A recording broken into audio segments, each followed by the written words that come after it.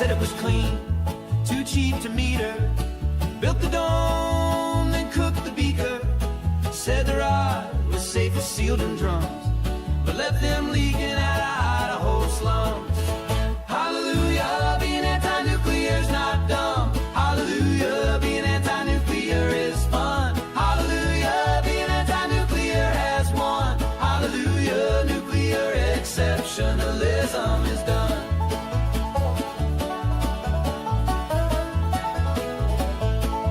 They chase the sun, all fusion proud.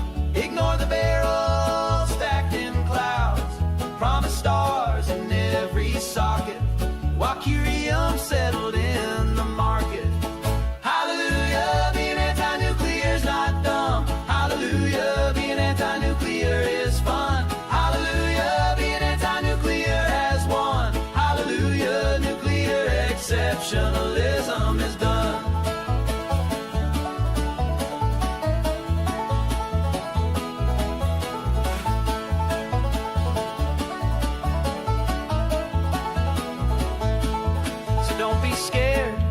Chart is clean, while whales rolled up beside the submarine. Blame the algae, blame the rain, but never trace the gamma chain. Hallelujah, being anti-nuclear's not dumb. Hallelujah, being anti-nuclear is fun. Hallelujah, being anti-nuclear has won. Hallelujah, nuclear exceptionalism is done. Now the rods are rusting, the record spins. Mama warned them, too many sins. Keep your sun, keep your lab coat pride, till you fix the waste you tried to hide. Hallelujah, being anti-nuclear's not dumb. Hallelujah, being anti-nuclear is fun. Hallelujah, being anti-nuclear has won. Hallelujah, nuclear exceptionalism is done.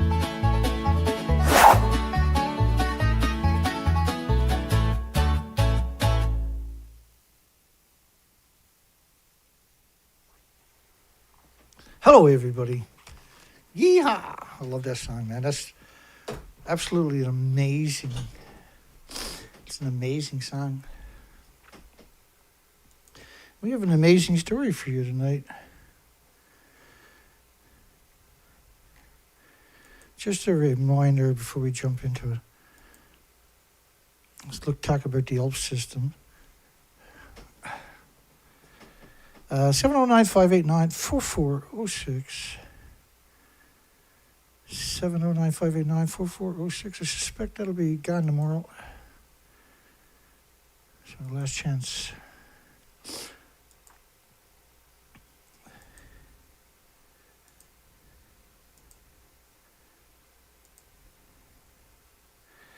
These were images released by the press pool February 11, 2013.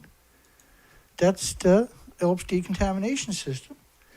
In 2013, they were just starting to build it. And as you know, that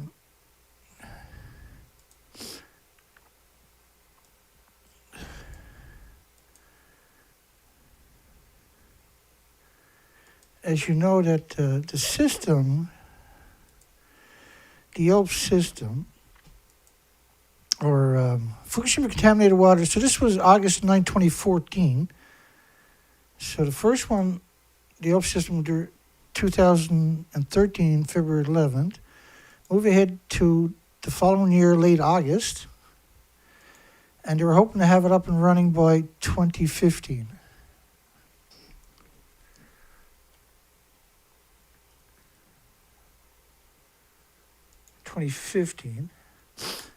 And so the ALPS system was going to filter the tanks they started building it in 2013. But in 2013, BBC came out, and we're just going to play this part of a video, where they said all the tanks were full in 2013. And I think that's really important, because it changes the dynamic of the so-called ALPS system. Fukushima plant sits smack in the middle of an underground aquifer. Deep beneath the ground, the site is rapidly being overwhelmed by water. Beneath the surface, water flows downhill and into the basement of the damaged reactor buildings. There it is contaminated with high levels of radiation. To stop the groundwater flowing on into the nearby ocean, engineers are building an underground barrier. But that is causing the groundwater level to rapidly rise. It's now so high the water will soon reach the surface. Then it will start flowing overground into the sea. This week, the company that owns Fukushima, TEPCO, made this disturbing admission. We understand that this water discharge is beyond our control, and we do not think the current situation is good.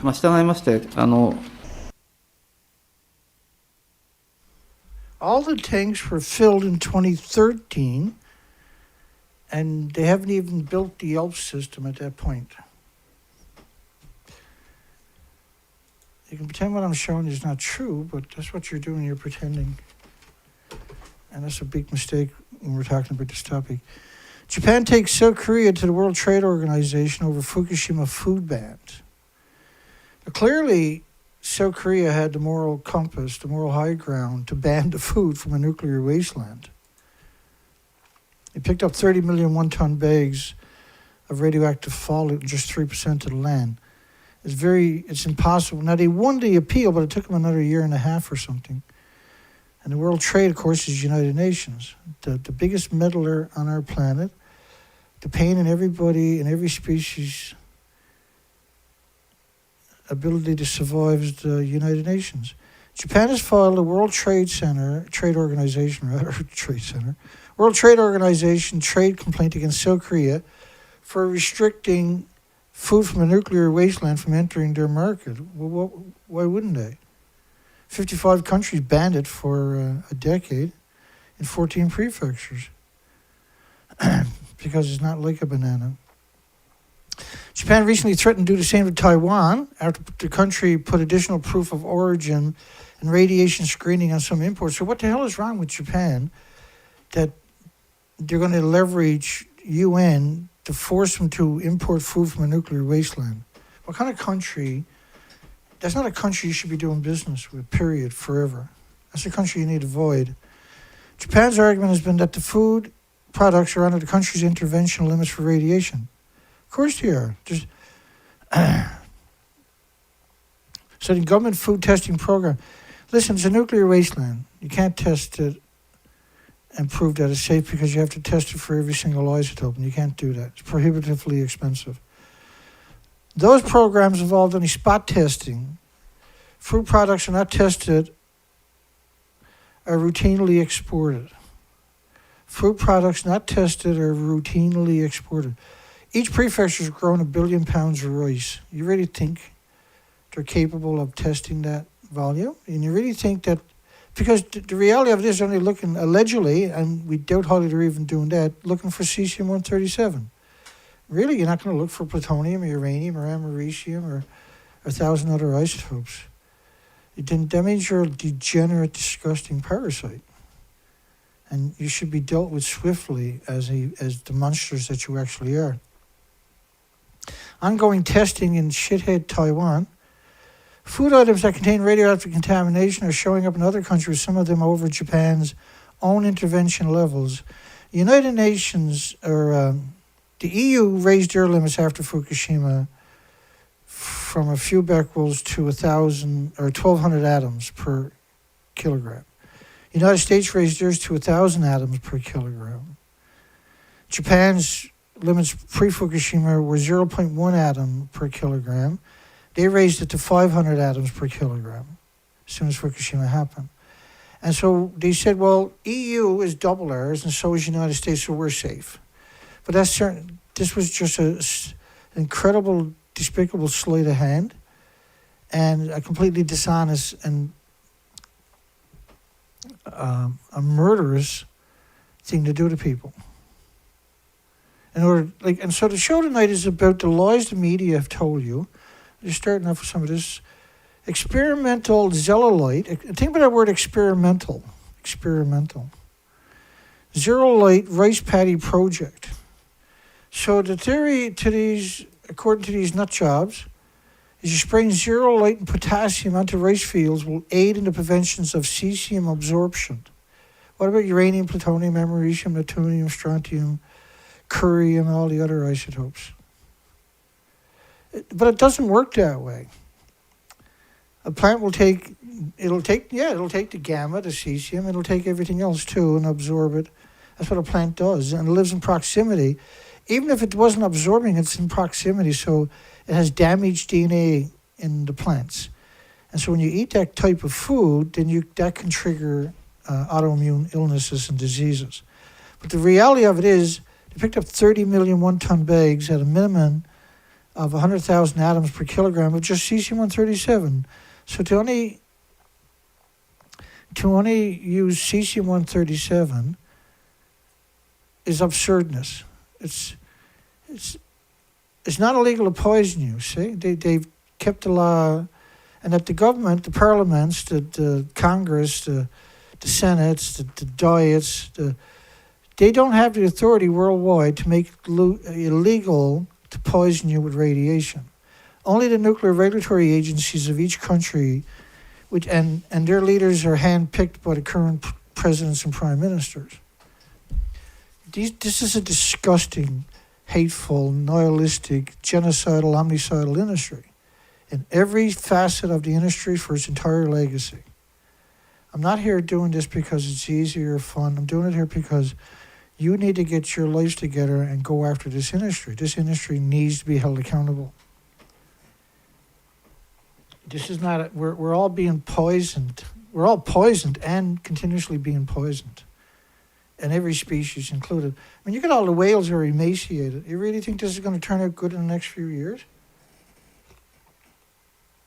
You get almost all the migratory insect-eating birds have disappeared, and all the migratory seabirds have disappeared. In other words, they're extinct post-Fukushima. Have all the glaciers almost melted post-Fukushima. Before Fukushima, there was glaciers everywhere. After Fukushima, they're almost all gone. You have all these incredible, because radiation fallout stops the ice from crystallizing, and because there was so much, almost every nuclear power plant is surrounded by farms. How could there be something less important or more important than radiation? How does that work, right? Excuse me. Last night I was a little bit stressed out. My apologies. I wasn't expecting the show to go that way, but it does sometimes. Prevention of cesium absorption. These two particular stories, I wanted to put it. I was going to do it last night, and I was like, oh, no, well, I got a lot on my plate last night to get through, and we didn't. It's such a difficult story. The xenolite is intended to absorb the cesium and potassium. Is also like putting potassium in a field and saying that's going to displace the radiation is the most ludicrous, unscientific, criminal assertion conceivable. It's like telling your kids to eat cyanide pills and it can't hurt them, and giving them the pills. This is murder. What they're doing worldwide to everybody that's eating the food is murder. But it takes, for the majority of the people, it takes quite a few years or even a decade or two before it to manifest. But it will. The species, unfortunately, have already been almost wiped out on this planet, and that is undeniable now, 14 years later. And the potassium provides the plants with a safe source of mineral to uptake. This is like voodoo science. This is the kookiest, crazy type of science conceivable. They call it experimental. If it was real, they already would have known it. They wouldn't need to do an experiment on your life. The idea being potassium is there, the plants may take that in rather than the cesium. So there's nothing else besides cesium? You lunatic, crazy creatures. Government funds will assist the program, of course. The taxpayers' funds, not the government. The government doesn't have any money. The taxpayers' funds will assist the program, but local government officials, the traders of traders, and farmers, the stupid of stupid, will cooperate in the project. These are idiots. And experimental, of course, when you link, you see the red is the link. So if you click on that, the red, it'll link you over and that story is gone. An experiment.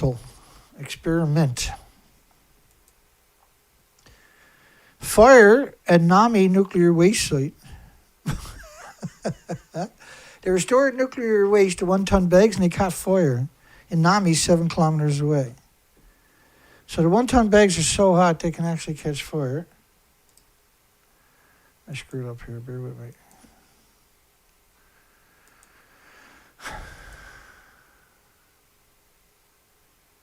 Fade in, fade out, we'll get there. Like, so I'm on the side of my, I have three screens, right? My main screen, my operation system, which is only meant to do what we're doing now. You can't put like a browser on this operating system or programs or apps or anything. This is dedicated to doing this kind of material. It's very high-end equipment. And on both sides are different, what they call different panes. In each pane, I can put 10,000 of these screen captures. So you can have and there's 10 of them on each side. So you can have 100,000 preloaded panes. But when you move your cursor over, because you have 5 windows, right, 5 panes and 2 rows, and you can scroll down through the rows. And if you move the cursor over too much, it'll touch a pane, and then it'll shift to another pane with 10,000 screen capture. So there's a bit of a lag to switch back, and so we're already there. I'll just shut up and keep going. It's very complicated anyway, unfortunately. So, this showed up. I just switched back, and this was where it put me to, which is a couple of hundred screen captures away from where I just left. Grey whale die off fear the starving whales migrate north. So this was this year, April 18, 2025. Thousands of grey whales migrating north from Baja, California are in such poor shape. The whales were already in poor shape last fall when they began their 12,000-mile northerly migration to the breeding. This year they're headed south for 12,000 miles. Last year there was severe emaciation. 14,000 died post-Fukushima out of the 27,000 that was alive. 13,000 are left. And every whale they're seeing are extremely emaciated. And this is from the shoreline. You can see the bulging ribs, which should never, ever be visible. Shoulder blades, you should never see them, what we call the peanut head. And the vertebrae is visible even from the shoreline. It's really just horrific. They'll be gone next year. And the few hundred that might survive won't make it through the second year. They'll be gone in 2 years, all of them. The grey whales and probably the humpback whales and many other species were seeing this particular attribute, right? Where severe emaciation.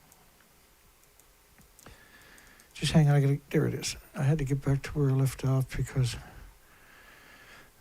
when I click off a pane, which could have 10,000 preload screen captures, and I go to another pane with 10,000, when I go back, it doesn't mean I'm going to come back to where I left off.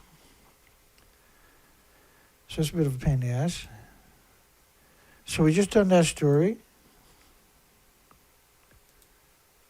Oh yeah, so back to that story about the loose branches, dead grass being prepared to be loaded into iconic black bags used for nuclear soil debris storage caught fire in Nami, Fukushima, 7 kilometers from the ongoing, never-ending, perpetual, massive 4 reactors, 8 fuel pools melting down.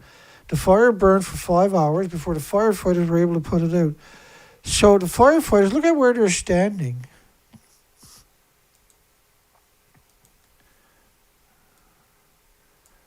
Let me bring up so I can zoom in for you. It's a little tricky for me, so I have to switch sometimes. See the fire, like, this is brute. This is stuff they're going to put in 1-ton bags. And you can see the firefighters are stood up with the smoke, the radioactive. Like the minimum for the pickup was 1,000 atoms of cesium-137 per kilogram. They're not measuring uranium, plutonium, americium, plutonium, or anything else. And so these people most likely would have died that day or that week. Why would you send a firefighter to a nuclear meltdown, see?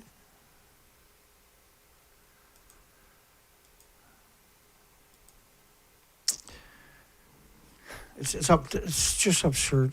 and there's nobody to speak out for him. The media reports on it as if it doesn't even matter. The fire can be seen burning in close proximity to large bags or piles of black bags. This is lethal smoke you're breathing in. And your clothing, when you go home and wash your hair, you're going to contaminate your towels. And then when you wash, you're going to contaminate everything in the washing machine. No information about radiation levels or how much radiation was released in the fire was available at this time. Well, we know it was 100,000 atoms minimum of gamma per kilogram. That was the minimum numbers. That was the criteria for the material for the the radioactive fallout for the 1 ton bags. Just to reinforce this one, the International Atomic Energy Agency, and that was Anna Clark. The International Atomic Energy is not a regulator, not in a position to judge or approve Japan's soil, or water, or tanks, or nuclear, or anything else, or anybody else's. They're not a regulator. So why are they being injected into the conversation? So this was published 12 years ago. Fukushima tank leaked. Every time I heard the word leak, I'd kind of lose my mind, so my apologies. Just give me a second here.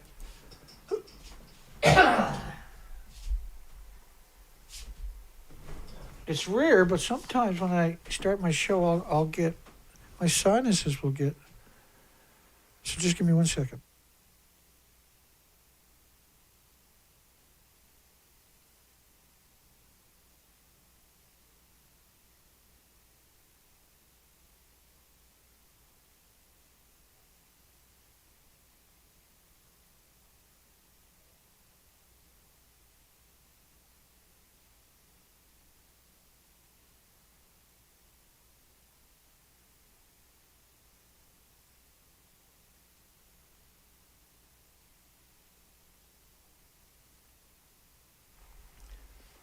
That was a little rough. Hang on, I'm almost there.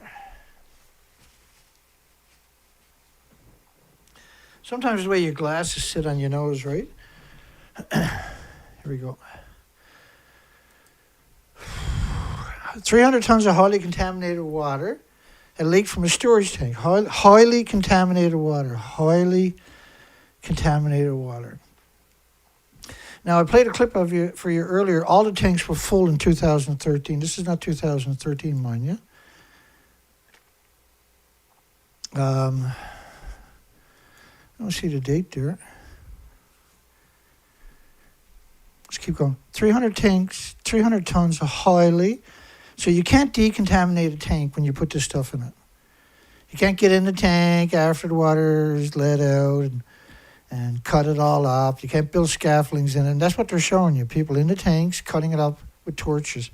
You don't do that for radiation, ever, under any circumstances, anywhere on the entire planet, ever, in the history of nuclear. Except for Fukushima. Which means the tanks were empty all along.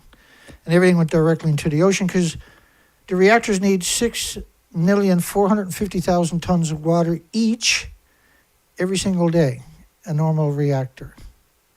Which is a row of 1 ton trucks with 1,000 liters, 1 ton in the back of it, 2,200 pounds in the back of it, wrapped around the entire planet, bumper to bumper, each day of water. No, data is clean and green and too cheap to meter. Oh, okay. Shouldn't you be on your meds right now? From a storage tank designed to hold the overflow from the site.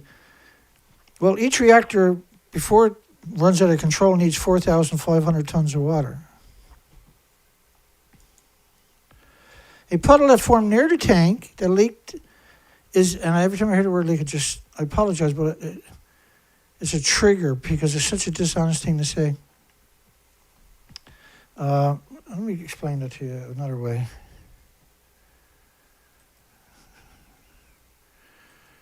I like to waterboard a bunch of these people personally. Dana, that's crazy. No, it's not. It's not. So 300 tons. So 300 in Japan, the little short people in Japan are, It's 300 times 2200. I'm talking about the nuclear industry. My apologies to the people of Japan. That's 660,000 pounds. I done that wrong. Hang on there. So 300 times 1,000 liters.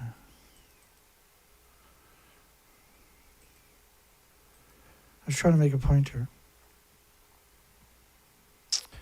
Divide that by 4 is gallons. Divide that by 45 is a 45-gallon drum. So that's a pretty appropriate number right there.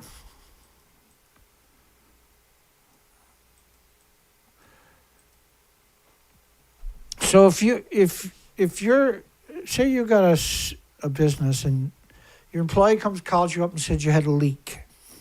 He said, "Don't worry, we put it in 45-gallon drums," and you'd be like, "Oh, a 45-gallon drum, that's a bit more than a leak. Is that the only drum you filled up?" And you say, "No, I filled up 1,666.66 drums.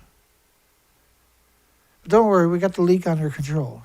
And you're going to say, "That's not a leak," and you're fired, right? Is 1,666 45-gallon drums a leak? Is 600,000 pounds a leak? No. So why call it a leak?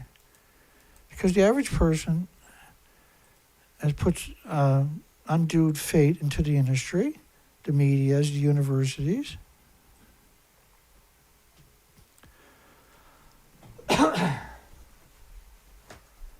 I broke out.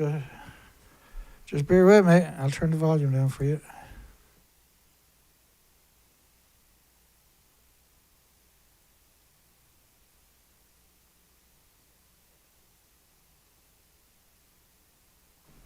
That's the way it goes sometimes. But I mean, yesterday was the first day of fall, so I shouldn't be having sinus issues. A puddle that formed near the tank that leaked is emitting a radiation dose of a 100 millisieverts, 100,000 microsieverts an hour, at about 50 centimeters above the surface, which is 80 million atoms of radiation per liter. This was the stuff that came out of the tank. These are absurd numbers, and they call it highly radioactive water. Like you can't decontaminate the tanks or the pipes or the site from this kind of stuff. So Becquerel is the pulse of energy from an atom in every direction, almost at the speed of light, each second.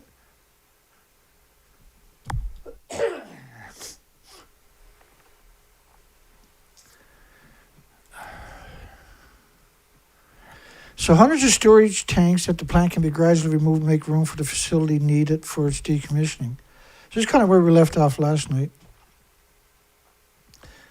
Not that matters. You don't need to see last night's show to appreciate this one. So hundreds of storage tanks at the plant can be gradually removed to make room for other facilities needed for its decommissioning. Well, you can't take the tanks apart conventionally, and that's what they're doing. So it's fake.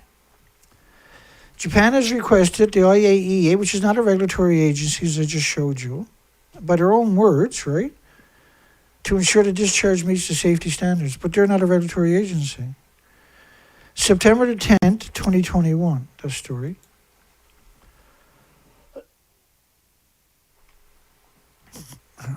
I'm all stuffed up, I don't know what's going on.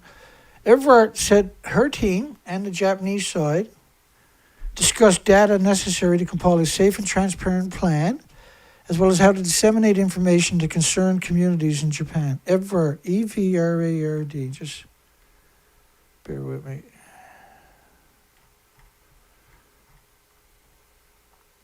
Which is not her. She's clerk. So she said, and she's with the IAEA representing them, that the IAEA is not a regulator, not in a position to judge or approve Japan's soil or their water or anything else. She said that. That's her. That's the IAEA said they're not a regulatory agency. And they've done that many times. And everybody gets them a pass, except for people around here. So IAEA Everett said her team and the Japanese side discussed data necessary to compile a safe and transparent plan as well as how to disseminate information to concerned communities in Japan and abroad. So it's 100% cover-up. And so the poll tonight is a very important poll. Was the nuclear industry, universities, and journalists' ruthless cover-up of Fukushima fallout a malicious and criminal? Malicious is intent to cause harm, and criminal. The hell yeah, Dana. Controlled releases of tritium. Now, all the radioactive fallout that we've covered, my goodness, have we covered it, have never talked about, there's no plume models of tritium. There are plume models of plutonium and americium, neptunium and strontium and cesium and everything else, but there's no plume models of tritium. And so the International Atomic Energy Agency is not your friend or anybody else's on this planet, or the species' friends. 100% death rate for baby killer whales along the west coast.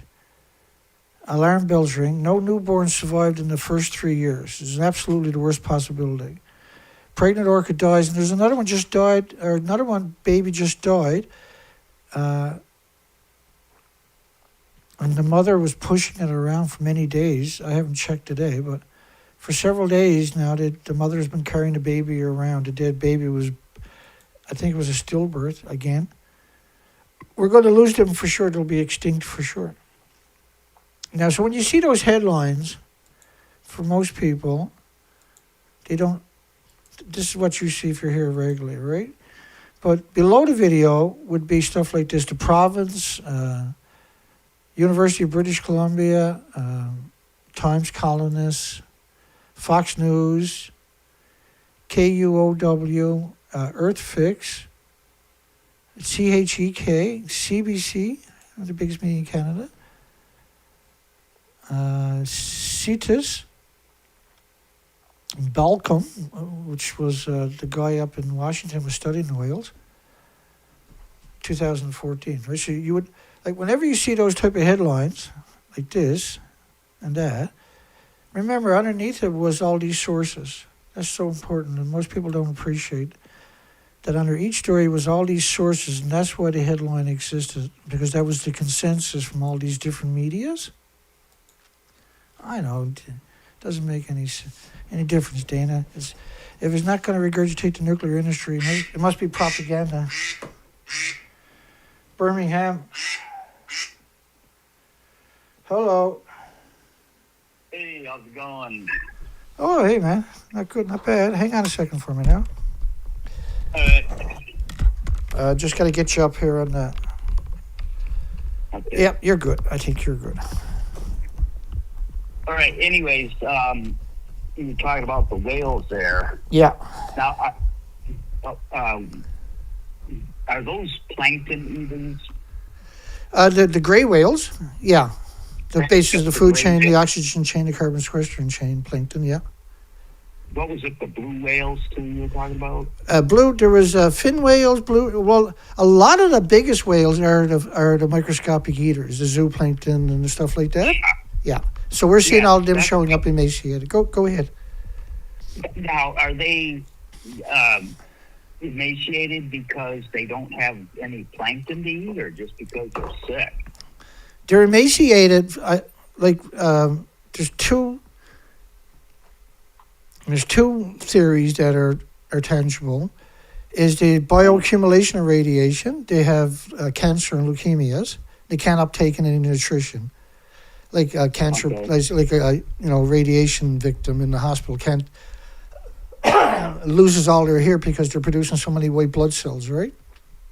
And Yeah. because the food chain is severe, and we know the ocean now, right? Because all the research expeditions we carried out is broken for sure, forever, and we know the bioaccumulation is real. Go ahead, man.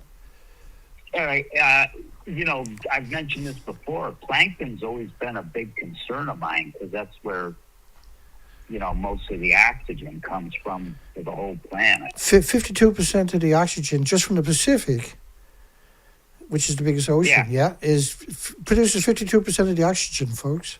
Great point. Thank you. Go ahead. Now, I've seen the test instruments, the usual 20.9%. I've seen it fluctuate. When I had instruments for testing that, I'm going to get new ones, because that's something I want to keep an eye on.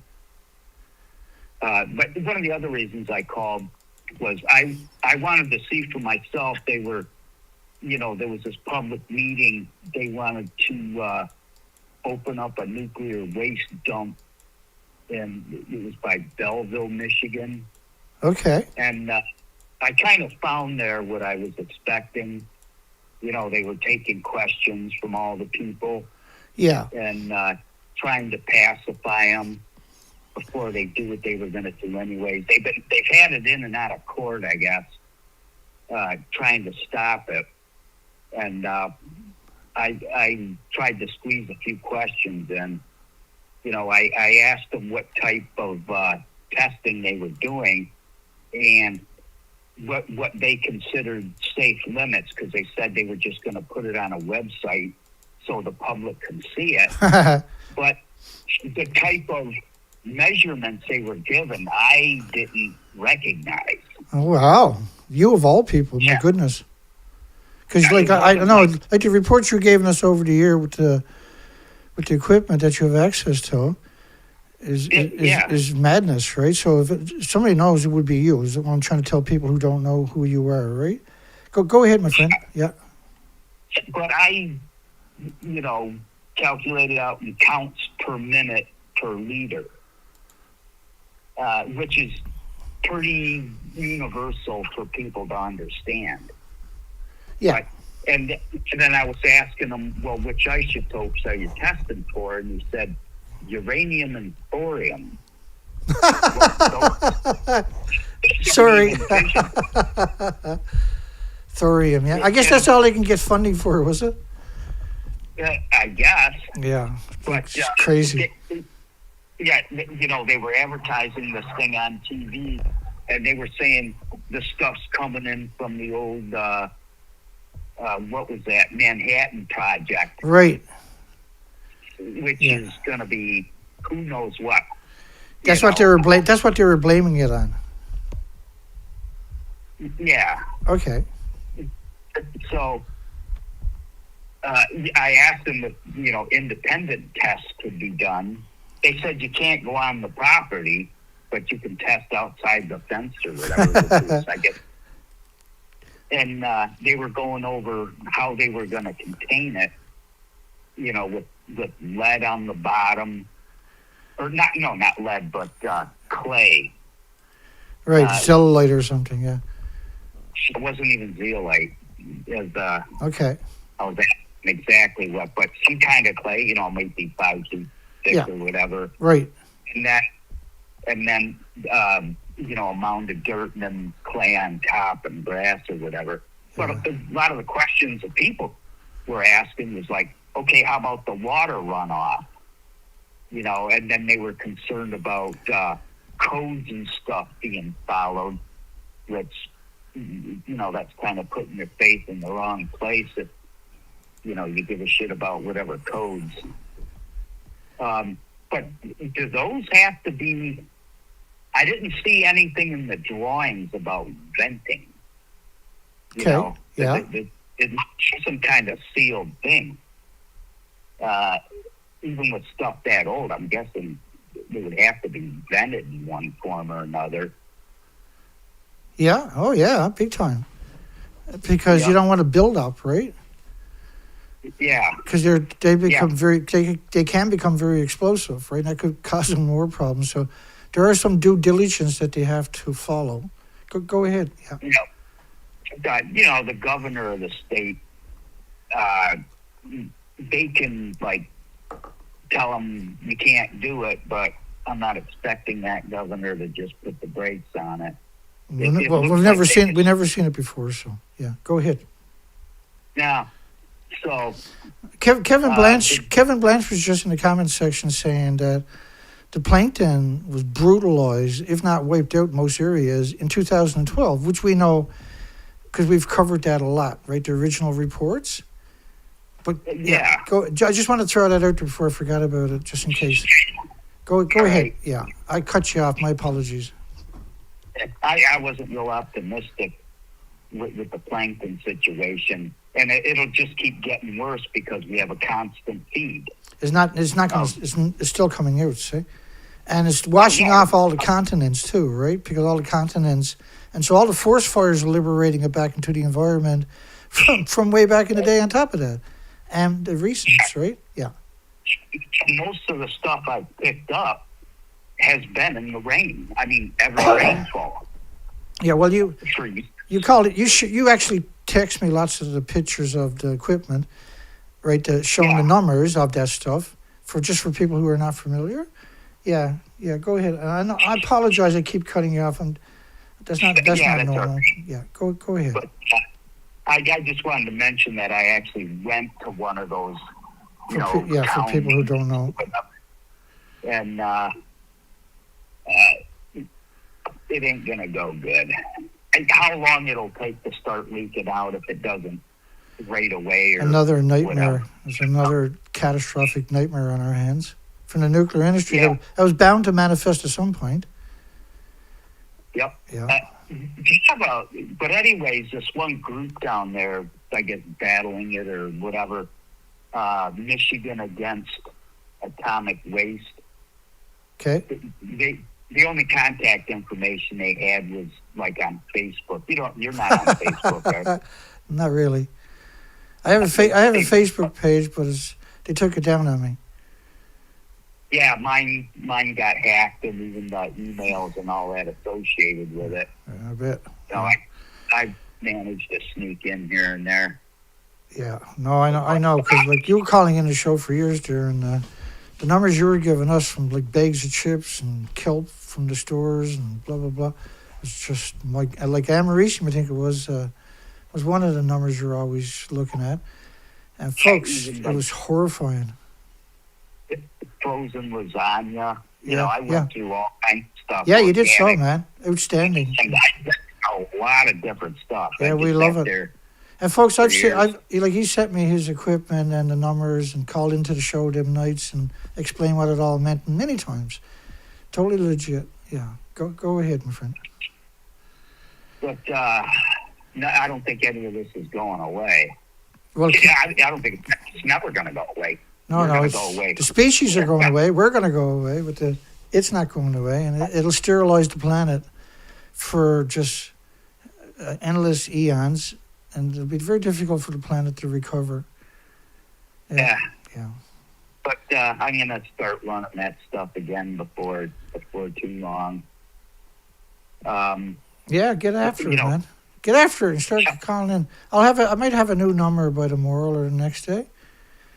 Okay, I'm sure. Yeah, I'm struggling. My site is down. I'm struggling with a lot of things right now, and the last couple of months have been pretty rough. I've far from given up though, right? I'm not the routines. I'm not a quitter, and I've been beaten up pretty good by the industry for over a decade straight, and so there's nothing I don't expect. Go ahead. I tried uploading your show on the Facebook site. The link. Yeah, that went over really good. It wouldn't go at all. No, I've read the pro-nuclear blogs out there. I'm not very welcomed anywhere. I'm a pariah. Yeah. Go ahead. But anyways, I'm sure I'll be in touch with them too. I'll see if they want. I'm curious to see when they put this thing in. In 6 months or it's rolling for a year, what I find compared to what their test people find, Yeah. Like, there is the random, you're going to have to, you're kind of fading out a little bit. There is random information that comes out. It's pretty random. Sometimes truthful information shows up, and then I don't think those people gets another kick at the can because people like us find that we appreciate what it means, right? It's. Yeah. That's Oh what- yeah, we're seeing results. You know, I think I lost about like 15 family members within a year. That's insane. Frightening, Yeah. my friend. My heart goes out to you, boy. And that's, I mean, clearly that's why you've been speaking out is, how can you not, right? You're in a position and you know the difference, you have access to the equipment, and then you really don't have an option. You have to kind of take a step forward, even though you might, you know, career-wise, you might be jeopardizing it, but you still, it's hard to ignore, right, the brutality of what we've seen happening since Fukushima. Yeah, you know, I wanted the absolute truth, and I wasn't, you know, I told you in the beginning when I was looking into this, I wasn't seeing anybody with test instruments that I thought, you know, was solid in the Like description. actual And I proper thought the equipment. question- Yeah. Yeah. There's people there with spectrometers and stuff, but nobody's saying, hey, this is, you know, in the food, or this is... And in you the were rain, using your spectrometer just to look yourself, right? And the other equipment that you actually have, and you were calling into the show back. You know, you've been around for a very long time, by the way. Thank you so much for still standing by us. Yeah, Yeah, I'll be around. yeah. I hope I am too. I'm under siege right now. I'll get through it. Anyway. I'll get through it. Yeah. Okay. Yeah. Okay. Catch you later. All right, Okay, thanks buddy. for having me Yeah. on. Yeah. Thanks for calling in, man. We love it. Appreciate it. Take care now. Yeah. Bye-bye. Yeah, he's been around a very long time, and he has his own spectrometer and other sophisticated equipment. He's in the industry, and he's called in with numbers like 20,000 counts per minute and stuff from the supermarket. Like, holy shit. Of americium, for instance, and cesiums, and not good at all.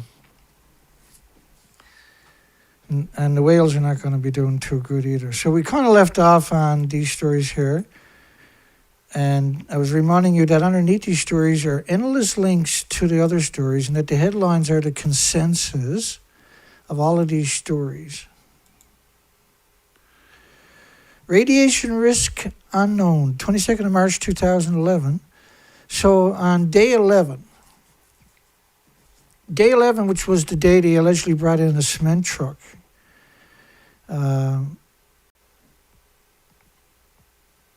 and not tomorrow or the next day, but one of the next 2 or 3 shows, we're going to be covering the headlines from that date where they said all the power to reactor 1, 2, 3, 4, 5, and 6 restored.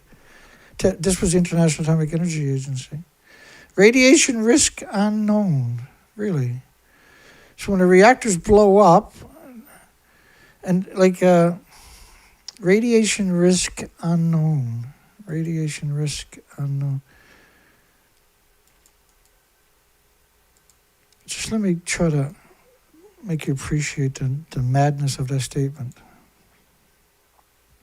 Scientists struggle to calculate long-term effects of low-dose exposure in Fukushima. So these are academic studies. Here's the first one. And I'm going to do this. I'm going to show you something. Just want to set myself up so, okay. So we got that study here, radiation risk unknown, and long-term, which is down at the bottom of it, right? Scientists struggle to calculate the long-term effects of low-dose exposure. This is day 11. Yeah, March the 22nd. But that's a very dishonest assessment of radiation. Scientists actually know everything about radiation. There's actually nothing they don't know about radiation. There really isn't. And I'm going to explain that to you. I have a neat way of explaining it to you. Just let me run through 10, 20, or 30 studies.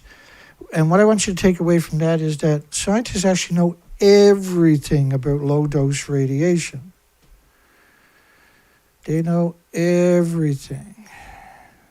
I never said it right. It's got to be more like everything. I got to roll my head when I'm doing it.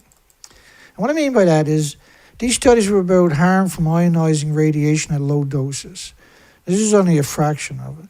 But when you look at these studies, I'm not going to try to walk you through anything, but when you're looking at these studies, think about all the people that are on the study. And when we get through about 20 of these, we'll get back into the stories, then ask yourself, were they being honest as scientists know very little about low-dose radiation? They know everything about it. They studied every species on the planet over and over and over and over. And so when, you should do screen captures of this, so when anybody says to you, well, we don't know, well, actually we do. We have all these studies, and we know they studied everything, every facet of the ecosystem in the biosphere and microscopic animals. They studied everything, every animal, every species, with anthropogenic man-made radiation and including low levels of radiation. Fukushima, it was not low levels of radiation 5,500 miles away in Canada or the United States, let alone in Japan. Stem cell-like gene expression signature identified an ionizing radiation-treated cancer cells. They've used every isotope you can imagine to treat cancer. None of us succeeded. What does that tell us? What's the takeaway from that? And then why are they still doing it if it has never cured anything? Because they just see you as irrelevant and something to be used and thrown away like a paper towel. They actually think of you as paper towels. They don't care about you or your children or your life or your communities or your planet or anything else. You don't care about insects or birds unless they're going to do a scientific experiment with radiation on them. They've studied everything with radiation. And when I say study, you're talking about millions just in North America, not counting China and Russia, not counting India and Pakistan or anybody else. Just Canada, United States, have produced tens of millions of studies on low-level radiation. They know everything. There's nothing they don't know about it. All right, they say you can use it for treatment, but it's never cured anybody. It never solved any issue, and there's many other things you can use. If nuclear, because nuclear now they can use it for just about anything. Not that it's going to work, but because they control your universities, they control your hospitals, they control the key positions in your government, they control the decision makers, they control your media. All the media worldwide is now, and the universities have all been compromised.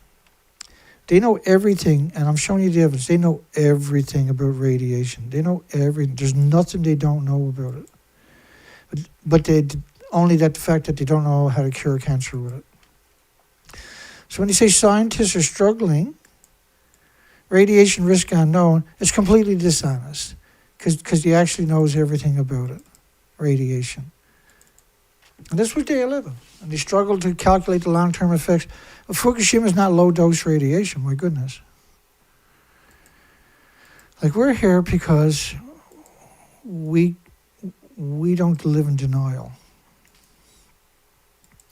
So this was Cesium-137 French government on the 4th of April, 23 days after Fukushima tsunami and earthquake. This is not a projection, this is a study of 1 million to 10 million atoms of Cesium-137 per cubic meter of air covering the entire planet on day 23. You should take everything I'm showing you to heart because I'm providing you the documentation. These are not opinions. These are not conjectures. These are hard, unassailable, incontestable facts that I bring to this conversation. And I've been doing it it seems like I've been at it forever, despite the fact that Fukushima happened 14 years ago, because we are engaged with this so much. And we're the most prolific producer of documentation in the history of nuclear on top of that. Like, we produce more material every day, like, for the population. Now, the nuclear industry is doing endless studies every day. You can't even calculate it. It's probably 2 billion studies just in North America a year on nuclear. Let me calculate that out to how many studies are done every day. Let's say it's, let's use some fancy numbers here now. Let's say they're doing 1,896,587 studies every year on man-made anthropogenic radiation. You got there's 4.3 million studies done every year in North America, but around half of it is on radiation, man-made anthropogenic radiation. So divide that by 365 days a year is 5,196 studies are completed each day on man-made radiation. And you're like, that's a crazy number, Dana. I don't believe that. Well, good for you. I do, because I know how this works, and we've been down the statistics of the studies many times. So it's not just going to be one person on each study. It's going to be each study is worth $18,000 to $2 million. Let's go with $18,000. How did I screw that up? Screwed something up. Let me try that again. So 5,196. I divided it, multiply it by $18,000. $93 million is a lot more. That's per day is completed.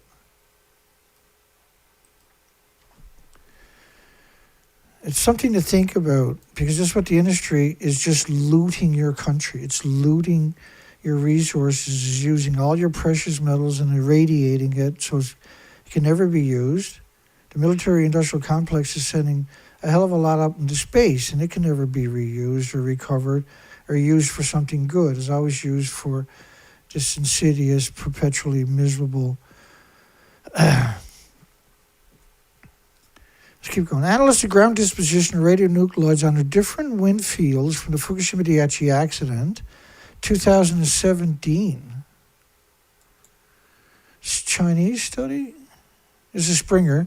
The three biggest journals are Springer, Elsevier, and Wiley. And they have 20 plus thousand journals between the three of them. They take the study from your universities that you paid for. They'll put a P on a paywall. And unless you're a student, you're not going to get access to it. But you paid for it. And then the universities will buy 100 studies off them, or not buy it, but lease it off them. And the students can't even show their own parents the studies. It's owned by Springer, Wiley, Elsevier, Springer, or Wiley. Three biggest journals on the planet. And they'll put a P on a paywall, and they get all the money. That goes out to their shareholders. But you paid for everything. It's given to them the so-called fact check, and then it's put behind a paywall. So universities are always repeating studies because they don't have access to the studies that already exist. Like some of these journals, you got to pay $50,000 just to browse the science section. So like, you're taking all this information that's incredible, that's available. The reason you're putting behind the paywalls is because if you see how many studies are produced, like a ticker tape of the studies that are produced each day, you'll start appreciating how many are in the nuclear industry. And then you start seeing that these studies are very controversial, that radiation shouldn't be anywhere on any planet where there's life. That's basically consensus. It was also indicated by the results that in terms of high contamination land area, 100 becquerels per square meter, high contaminated land area. Total ground disposition is dominated by dry disposition and iodine-131. Really, the biggest byproduct is the curium isotopes, not iodine. And by wet disposition for cesium. No, the biggest byproduct of the radiated fuel rods is curium isotopes. And curium isotopes, you need lead-shielding 20 times thicker than you do for plutonium, right? So remember what I told you about these headlines? Where underneath it, there's just 6, 7, 8, 9, 10, 11, 12 media that reported on it, and that was the consensus. Right? It was just a nice, tight package. So 220 million atoms per liter of iodine-129 with a 15 million year half-life means you poison the thyroid glands minimum of every species forever. And because iodine, I think iodine-129 is gamma. Let me double check. And that's the crazy thing about all these byproducts and different isotopes. You get gammas, alphas, neutrons, and betas. Blah, blah, blah, blah, blah, blah, blah, blah. There it is. Isotopes.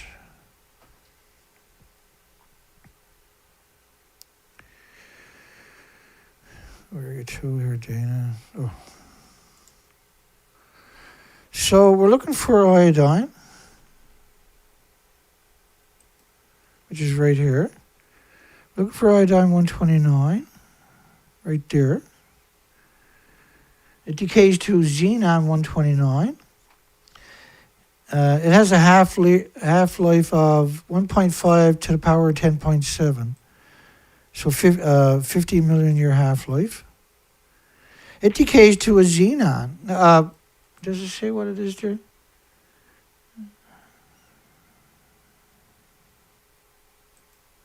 Blah, blah, blah, blah, blah.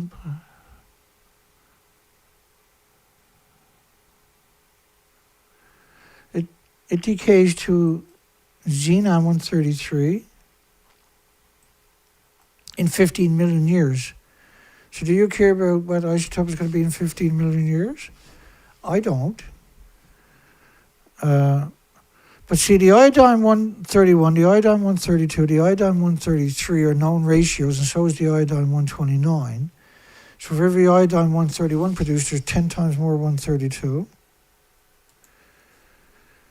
30 times more iodine-133, 31 times more iodine-129. The cesium plume, which is the French government, in Tokyo, which when you got 500 trillion atoms a kilogram, you're supposed to abandon that. 36 million people are supposed to abandon Tokyo.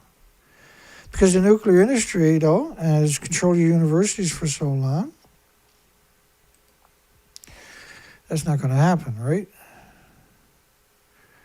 Our ideas of health implications should change. Do not discuss on social media. Analysts at the ground disposition of radionuclides under different wind fields from the Fukushima Daiichi, 13th of February. First off, they picked up 30 million one-ton bags. Don't forget that. And the criteria for 30 million one-ton bags was 100,000 atoms per kilogram. And then you fill up 30 million bags with that. That was the minimum. It most likely was a lot more. And there's only acknowledged in cesium-137. And so you got to multiply it by 66.6 to get a square meter. So saying high contamination land is 100 atoms a kilogram is completely dishonest when you had such high levels, for instance, of the so-called radioactive glass, 500 trillion atoms a kilogram, with significant consequences for human health. And you don't need those numbers to have significant consequences for human health. Can Japan send in robots to fix the troubled nuclear reactors? It's too dangerous for humans. Let's send in the robots, which don't exist. But see, the idea of that story is to convince people that Japan has it under control. The 22nd of March, day 11, 2011, and they show you these contraptions. Radiation will just destroy the electronics. Long before it gets close to any high levels, it'll get destroyed. Can Japan send the robots in to the reactors to repair them, Dana? Remember, this is day 11. I don't know, let's have a look at it. You think the robots can go in there and repair that?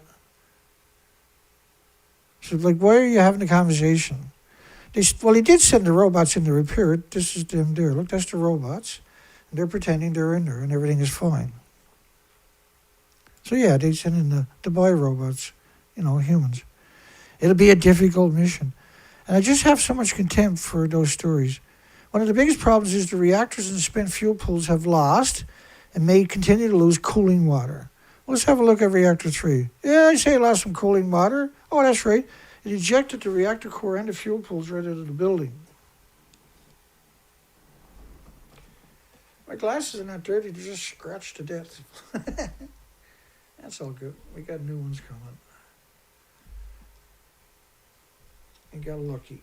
Very lucky. Just hope I stay lucky this week. We'll see. I'll know soon enough. A couple of days. Sinless people who don't mind dying, do you think they're lucky? So do you think it's 100 becquerels a kilogram or a square meter, which is absurdness to suggest that's all it is? I don't think there's anywhere in Japan that is that low of a number. And that's not a low number pre-Fukushima, by the way. That's a catastrophic number. This is reactor 3, the Medusa ejecting the reactor core and the fuel pools right into the buildings. Fire and explosions may have damaged the reactor vessels, the spent fuel pools, cooling and control systems, as well as the buildings that housed them. Let me have a look at that again. Yeah, I say it done some serious damage. 190-foot, 19-story, 65-meter buildings that don't exist anymore. TEPCO confirms the steam came up from underground of reactor number 1. Because we believe when the fuel pool detonated at the top of reactor 1, it also drove the containment, busted apart, it melted down and went deep into the earth. When it hit water, it would have split the earth open, and we know it did in 6 places. And just as one, there was another report that we have, a legitimate report of 10 sieverts per hour in 6 places where the earth is split open, the steam is coming out of the ground. This was 4.7 sieverts per hour, 20% more than June. Well, 3 sieverts an hour is a lethal dose. 3 sieverts an hour in a paper suit is a lethal dose right away. These are most likely the homeless and the destitute and the victims of society. The immigrants don't speak the language. And they're up by the administration office, I think, in that particular picture by the looks of it. So think about what Arnie Gunnarsson had done. He's pretending the building behind him is the building. Now, I put both of those pictures there because he refuses to acknowledge. And now he made the racks for the fuel assemblies to sit on, which is the reactor cores, in the fuel pools of 70 identical reactors in the United States. And now he was rolled out as an alternative anti-nuclear entity, which he's clearly not. His wife was a public spokesperson for the nuclear industry for 20 plus years. Arnie has made the assertion that the fuel is in the pool at the top of these buildings that don't exist, and they're like a crushed pack of cigarettes, right? This is a statement he had made in videos and was parroted in the stories that showed that picture to your left. That's the official picture, and this is the official picture. But that contraption you see to your left is not Fukushima. Some people were saying, well, they're up in reactor 5 and 6 at Fukushima. That's where they've done those videos. No, they have 70 identical reactors in the United States. There's zero possibility that you're going to go on top of a nuclear meltdown, which, unless the fuel pools are invisible, which clearly they're not. Well, they're invisible because they don't exist anymore. That's about it. The problem of mobility includes not only rough terrain, but also gaps. Time with the robots again. It's time to make a geezer suicide squad. This is the original story that came out and was acknowledged October the 14th, 2012. And a geezer is a derogatory term for older people like me. And so they want to throw us away and then pretend that they have some redeeming qualities that they shouldn't be thrown away too. So anybody that suggested that you should get a bunch of old people, so-called geezer suicide squad, and sacrifice them so the nuclear industry didn't get a black eye, they should be in jail for the rest of their life on death row, shouldn't they? Our news report even slammed Japan for lacking nuclear disaster robots. Well, like when Chernobyl happened, you'd think they would have come up with a robot after that. They didn't even try. And there are certain types of robots you can build, like a pneumatic, water-driven, fluid-driven robots. And you would mount cameras, and you would have drones hovering high above it with sophisticated cameras, or even airplanes circling above with sophisticated cameras that can look down and direct the robots, because cameras are not going to last in there, right? And they could have done something. They decided to cover it up, and that now they compromised They've suicided the entire planet. One of the biggest problems is that the reactors and spent fuel pools have lost and may continue to lose cooling water. No, they lost everything. In the first 6 days, it's all gone. There is no spent fuel pools. There is no common spent fuel pool, which was right across the street from reactor, PON reactor 4, going that way. Right on the same street, on the other side of the street, right across from it.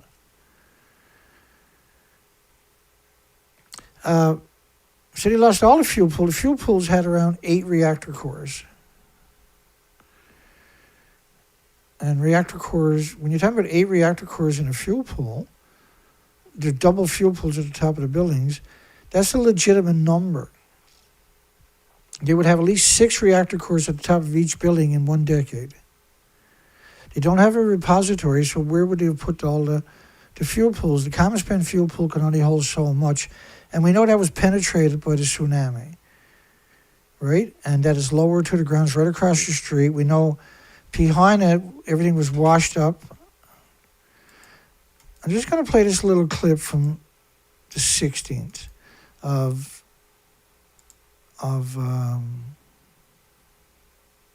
let's just play it. And if, in terms of what we know about the capacity, about how many fuel rods would likely be inside that reactor, what sort of So the question is, what was inside the fuel pools at the top of the reactor buildings?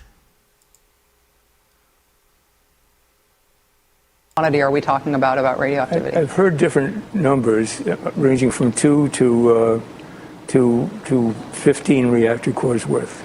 No, 2 to about 8 reactor cores worth. So if it can't be controlled, that's worst case scenario, 8 reactors worth of radioactivity. Right. Right.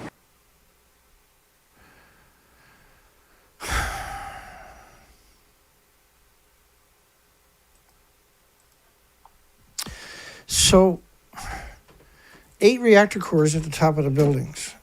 Hang on. 8 reactor cores at the top of the buildings. And if, in terms of what we know about the capacity, about how many fuel rods would likely be inside that reactor, what sort of quantity are we talking about radioactivity? I've heard different numbers ranging from 2 to 15 reactor cores worth. No, 2 to about 8 reactor cores worth. Now, theoretically, there could easily be 15. There's 2 fuel pools at the top of the buildings. And they're taking out 1/3 of the reactor core every 12, 14 months and putting it in a pool for each building. And so after 10 years, they have almost 6 reactor cores at the top of the building. It's too early to transfer it to CAS in 1 decade, right? So in 2 decades, they could have 12. And 3 decades plus later, they can have 15 or plus more. And where else are you going to store it when you don't have a repository? You have 6 reactors on site doing the same thing. So we go with the number of 8 reactor cores, 4 in each fuel pool. There's 2 fuel pools at the top of each of the buildings. And there's 4 buildings. That's 36 reactor cores, counting the reactor cores that were running in reactor 1, 2, and 3. In reactor 4, they were doing routine maintenance, which means they were removing 1/3 of the reactor core, not the entire reactor core, which is the assertions they're making post-Fukushima. They weren't doing a refit. They were doing routine maintenance, which meant 1/3 of the reactor core was taken out, which meant 2/3 of the reactor core was still in the reactor. So when you look at that building up there, does it look like the building is destroyed? If you agree with me, the building looked destroyed, then you're going to have to also agree with me that they lost their inventories in the fuel pools, which is a catastrophic event from a single building. We have 4. And I beg this planet constantly to push back, to gut up, to take the information we're providing. There's no guarantees. And even with a fiber optic tether, it's very hard to have a range longer than 2 kilometers. Well, why would you need a 2-kilometer range if it's like a banana and a potato chip and walk in the sunshine there, Dana? Well, I don't know. Even with a fiber optic teether 2 kilometers long, it'd be hard to deploy people to be close by to operate the vehicle. So they're acknowledging at that time you couldn't get within 2 kilometers of the site. And that's a pretty good assessment when you consider what actually happened on the site. Like the big explosions that we've seen and that we have the documentations of, we know reactor 4 exploded. We don't have that video footage for some reason. And because we're doing a new technique around here lately.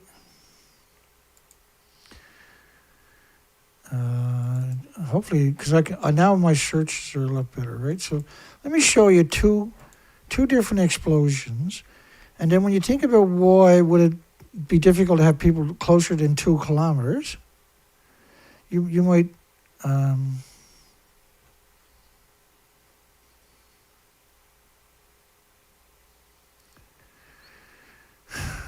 where the hell would I put that to?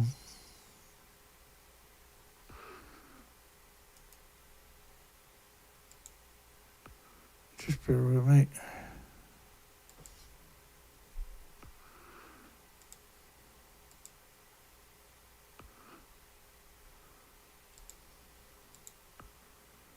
La la la la. There we go. Maybe this will help me. Oh, I didn't put it there either.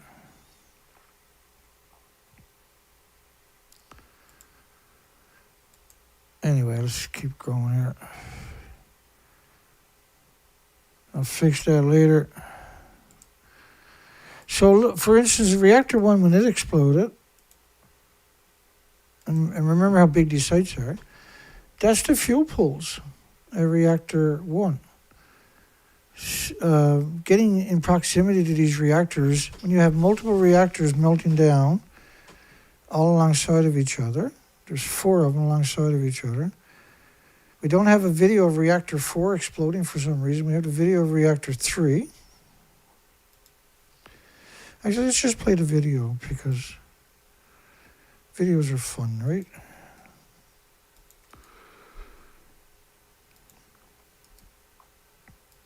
The whole thing is we documented everything. This is reactor 1 detonating. Wada bing, wada bang. There it is. And look, this is not the the cover, the roof exploding. This is the fuel pool exploding. Because the reactors need 6,450 one-ton pickup trucks of water every day. If we don't get it, the pressure builds up. And these are pressure, not hydrogen explosions. These are pressure explosions. If there were a hydrogen explosion, which is highly flammable, you would see a big flame. You still see, you'll see a little flame, but you won't see the big flame. So this was a pressurized explosion. So if you flew through this plane, in a jet fighter, it would kill you before, at high speed, it would kill you before the next day. So you couldn't get within 2 kilometers of the site for the obvious reason it's a nuclear meltdown. That's how it rolls.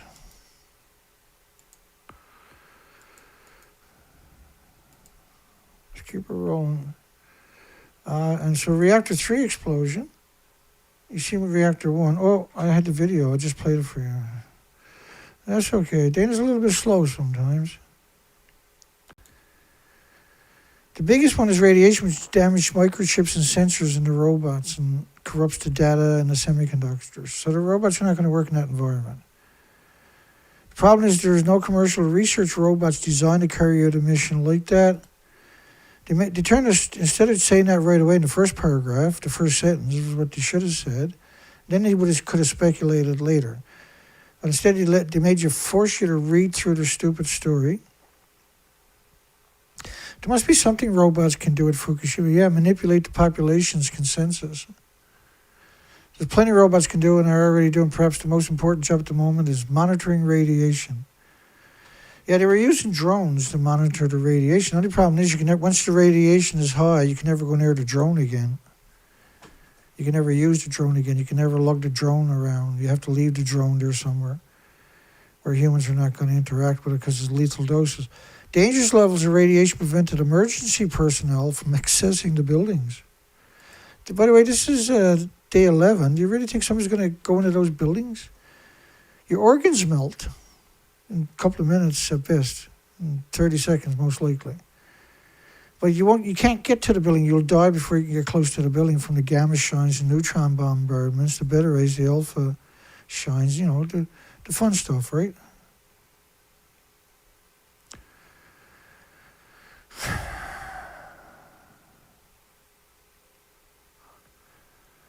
Yeah, all the fuel pools are splitting atoms into your environment worldwide. That statement doesn't sound like it's very important or worthy of remembering, most likely to the average person who's not familiar, but it's the most frightening statement. So a reactor core boils water for millions of homes and businesses every day, all day, every minute. So how many atoms you got to split to boil water for 1 million homes and businesses every minute? It's more atoms, it's more than a Google, for instance. It's more atoms than all the grains of sands and all the beaches on the planet and all the stars in the visible solar system with the best telescopes you got.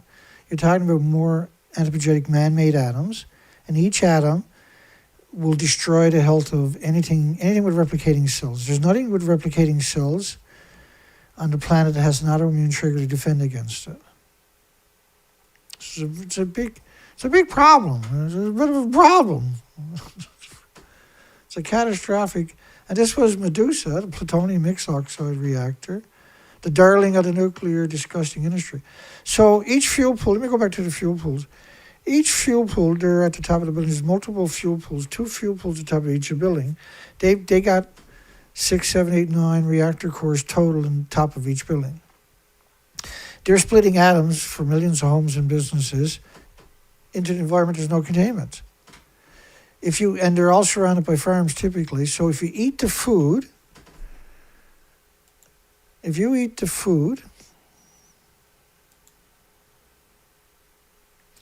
from around a nuclear power plant, you get sick and die eventually from it. So does your friends and your families, your loved ones. And there's an incredible host of illnesses and diseases and autoimmune deficiencies and injuries that'll manifest latent, like latent manifestation or not, depending on how much you bought and how much you eat from where you got it from.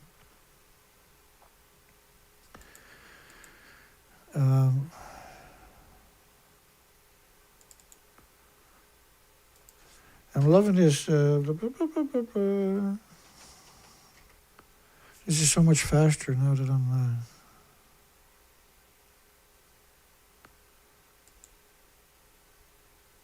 There we go. It's so much easier because I had moved a lot of stuff over to a different hard drive to make it more accessible for the search engine, for me to be able to search. I just want to reinforce what I had just said to you, and a few other things actually. It'll only take a minute, but it's probably one of them, again, like these whole shows are jam-packed with vital documentation, unprecedented, catastrophic health consequences coming at you from every single direction that the average person, unfortunately, will never understand or comprehend or appreciate, and everybody should know about it. So why is almost every nuclear power plant surrounded by farms? And they know that growing food around nuclear plants is catastrophic because they have produced millions of studies showing the food sucks up the radiation. So why is it almost every nuclear power plant is surrounded by farms when you know that it's catastrophic, that because we eat food, right? So does insects and birds, mammals, and animals. So they know that they know growing food alongside the nuclear fuel pools that are splitting atoms directly into the environment. Because this is what it would look like if you went to a nuclear power plant and you had a special set of glasses. Well, actually, it'd look a lot worse than this. But this would be symmetrical worldwide. The radiation followed. If you could actually see it, from 80 years of emissions and 1,000 fuel pools, There's not a spot on the planet wouldn't look exactly like this in radioactive fallout. And that it gets sucked up in all the food. And so all the species, the trees, the plants, and everything are barbarized now. And now we have reached an inflection, a turning point. We have plateaued. As all the species now are on a slippery, fast downhill decline. And it's catastrophic, and it's because of 80 years of emissions of 1,000 fuel pools worldwide. And they know that the attributes of the radiation is getting sucked up in the food. And what do you eat? What do your loved ones eat? What do you give your children and your friends and your elderly and your food? So you're very vulnerable to the nuclear industry's betrayal. I mean, when you look at this picture, and then you put it in the context of 50 atoms a kilogram, which is impossible to avoid thanks to the nuclear industry, and that all the food, which is another way to, and your water, everything is tritiated and radioactive and full of the anthropogenic man-made isotopes. So what's going to happen to all the species and humans dependent upon that source? Like 55 countries banned the food from 14 prefectures, where they picked up 30 million one-ton bags in just a single prefecture, but they still banned 13 more prefectures. How come? Because the bags, 30 million one-ton bags where they spent $48 billion, was just, they were trying to lull you into complacency. And it appears they succeeded beyond their wild imagination. The only thing they weren't counting on was the small group of us that were not going to be manipulated or deceived and weren't going to give up. We're going to keep the pressure on the industry. So when the policymakers and the investors, they have to watch my material and a few other people, because that if you're a policymaker and an investor, somebody's going to say, hey, you got to watch Durnford, or you got to watch what, right? But I'm going to get put on up there anyway because I'm so active and so prolific. And I'm only doing that because we're in desperate mode, because of the research expeditions have changed my life forever, destroyed my life really forever. Or I don't know, maybe it made my life perfect because I do this. I consider this to be the perfect job. I think I'm the perfect person for the job. And because telling the story is the most important thing, the most rewarding thing I've ever done. There's nothing, and I've done some pretty cool things in my life, but getting out here and fighting for this planet and fighting for these species, I couldn't be more happier that I do this every day that I can, and that I'm committed to it. I couldn't be more happy. And I don't care that people don't understand it. I couldn't care less. I do care that we have compromised the future of the ability of the planet to produce and sustain life. That is terrifying, and that is a worthy cause to pursue. And it deserves our absolute utmost attention. There is nothing more important. There really isn't. There's a lot of things that are important, don't get me wrong. There's nothing more important than not poisoning all of our water, our air, our land, our food, our loved ones and the species, and destroying the health of everything. What could be more important?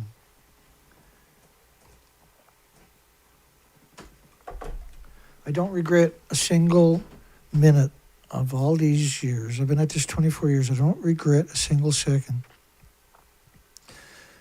The U.S. calls radiation extremely high. Oh, that's nice of you after the massive releases. And sees Japan crisis, nuclear crisis worsening. Nuclear crisis is worsening. Officials back from Fukushima, an invisible blanket of death covers everything. There's an understatement. Asymmetrical worldwide. Like when I bring you so much documentation to like the new people that have never been here or only been here once or twice, when you come across someone like me who has brought you in a single show, like because I do this, it seems effortless. It's the furthest thing, by the way. Because I do this 5 days a week typically, if I'm capable, it's hard to appreciate how much information I bring in a 2-hour presentation. It's hard to wrap people's mind around. But if people went out and screen captured everything that I bring, every piece of information in a single show, you screen capture everything and put it in a folder, then open the folder up, and then count the actual information, do a count. That's in a single show. I really don't think there's another show on the entire planet that brings that caliber of useful, unprecedented, terrifying documentation. I don't think there's any crime stories out there that can come close to this particular crime. If you watch 1,000 crime stories, you still you can't even scratch the reality of what the nuclear industry has done. You can't even come close to scratching a % of it. You can't come close to it. The industry is insane. Former World Health Organization experts blast United Nations Fukushima report because he downplayed it, right? It's a nightmare. Parents suspect heart defects related to Fukushima. 14,200 children that are born per 100,000 children in Japan. So you take 100,000 children, 14,200, 14.2%, have congenital heart disease that they need open heart surgery.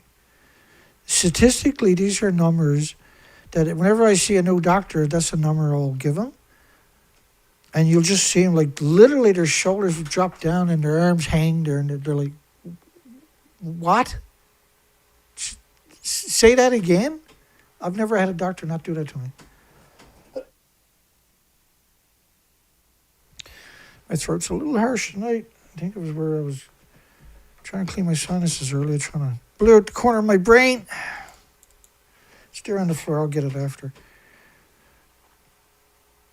So you see these people in Tyvek suits and paper suits with so-called Geiger counters. These are gamma counters. I think that was a New York Times story. We'll get to it hopefully. Because like I'm doing a story yesterday evening and today, and it's just hundreds of screen captures from a single story from the 22nd of March 2011, and he tells so many lies. They do, right? They give you a list of each day of what was taking place and what TEPCO was doing and blah blah blah blah blah. And how the fire departments that have never seen a nuclear plant before, let alone went on it, were sent in. Not nuclear academics or nuclear corporations, but people who don't know any better.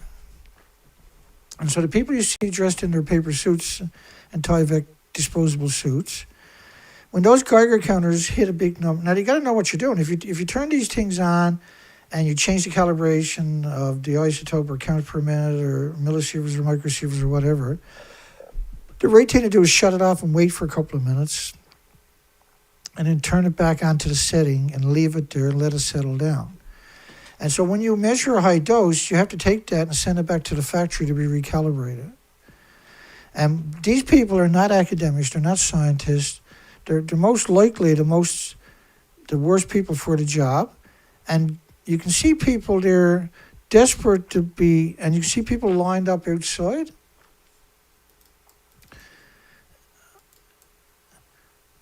This is not how you wouldn't check people mass like this and quantify this.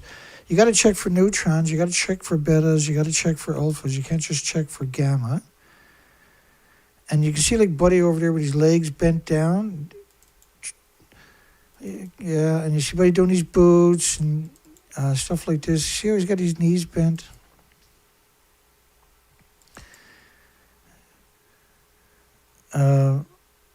And they're saying that they're not radioactive, but how can you not be radioactive when you had 36 reactor cores blow up, contaminate everything? And then the equipment they're wearing is not going to protect them from the people that are highly radioactive. And this was far away. This was way out.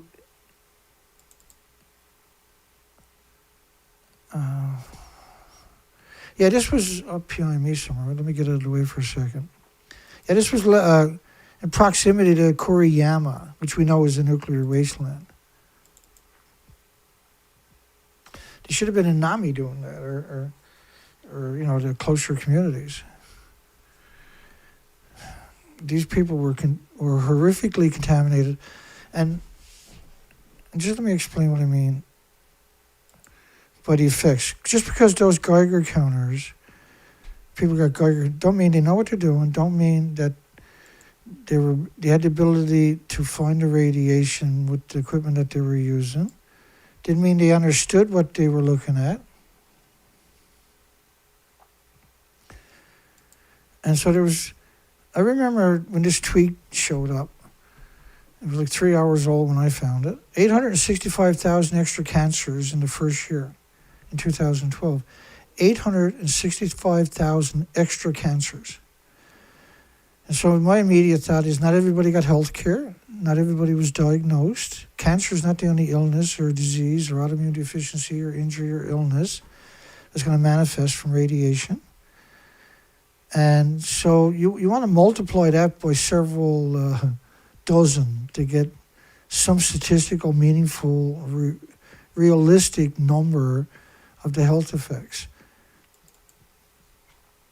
This was, of course, Matthew Wald, who we know from history and covered many, many times over the years, post-Fukushima, as just a worthless human who works for the Nuclear Institute now. Surprise, surprise, surprise. He was with the New York Times, and he covered up Fukushima. He showed up, was it MIT? Was it Harvard University? Was it Yale? Just hang on a second.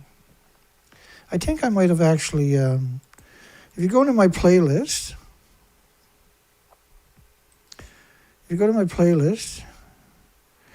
the audit of Harvard, MIT, and Stanford University. If you go in, these are very 3 hours 30 minutes, 3 hours 70 minutes, 4 hours 40 minutes. What we done was we audited it, and MIT brought in Matthew Walls instead of a nuclear academic or a nuclear scientist or a nuclear engineer that they already have at their universities. And they also brought in another. So this was the Fukushima response from those major institutions. That's just some of them. And I redone them because they took down my other YouTube channel with the 24,800 subscribers that I had on that channel for 5 years. I never got an extra one or never lost one. Kind of like the site I got right now. I don't gain one, I don't lose one. Out of the Stanford University, so I took Stanford University, Harvard University, MIT University, live streamed, and we played the videos. We stopped the video when we caught them being dishonest or misrepresenting or just lying. And then I dug up the information to show you it was a lie. And then I moved on to the next lie. And because they told so many lies in these short presentations they originally put out, it took typically 3.5 hours, an extra 2.5 hours, just to explain the lies, show you the evidence that they lied to you. And then you moved on to the next university, then you moved on to the next university. And I still have a whole bunch of universities packaged up. We got to get to them at some point. And because that's actually really important, that you challenge the official narrative, right? Was the nuclear industries, the universities and journalists, et cetera, ruthless cover-up of Fukushima fallout, a malicious, look up the word malicious, it has the intent to cause harm, right? And criminal. Yeah, that's exactly what it was. It was malicious and criminal.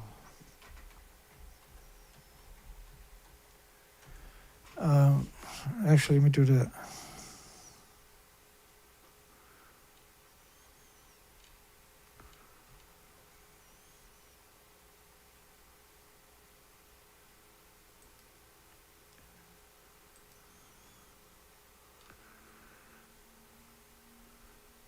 They're using software.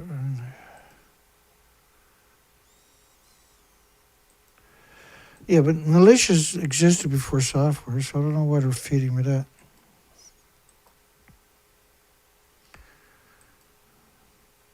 We do Copilot, see if they smarten up here. Oh, we're not on the right page, are we? Describes actions, intentions, or behaviors that are deliberately intended to harm, cause damage, either to people, property, and it was never, malicious was allowed before computers existed. In general usage, malicious means having or showing malice, is a desire to cause harm or distress, and it can be spite, envy, cruelty, someone acting maliciously, deliberately engaged in behaviors hostile, intentionally hurtful. And so when you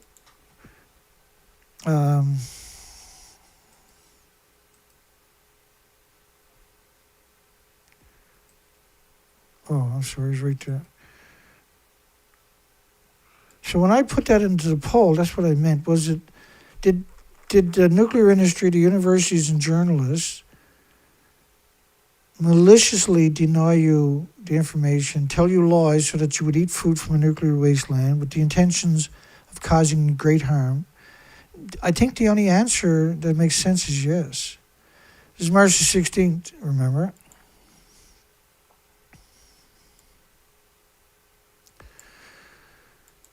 So the buildings don't even exist on March the 16th. This was March the 15th.